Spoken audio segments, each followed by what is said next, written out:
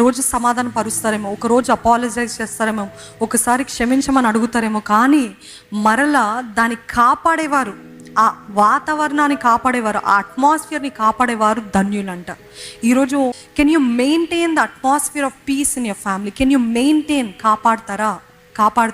చూడండి, గొడవ పెట్టడము, దాన్ని ముగించడము సులభమే, కానీ అసలు గొడవ రాకుండా చూడటమే అది కష్టము. కానీ అది చేసినట్లయితే ఎల్లకాలము సంతోషము, సమాధానము మన కుటుంబంలో వెంటాడుతుంది. అట్లా ఉంది జీవము, మరణము. ఈరోజు ఆ నోరు మూసుకొని కేవలము జీవపు మాటలు, జీవపు కార్యాలు, జీవానికి వాడినట్లయితే జీవ జలపు ఊటలు దేవుడు మన కుటుంబంలో దయచేస్తాడు. హల్లెలూయా. ఆత్మానుసారులుగా బ్రతకండి, అప్పుడు మీరు నాకు దగ్గరగా ఉంటారు.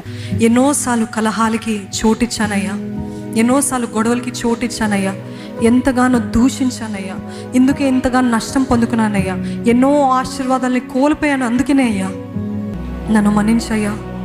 సమాధాన పడేవారుగా, సమాధాన పడేదానిగా, సమాధాన పడేవానిగా నన్ను చేయయ్యా.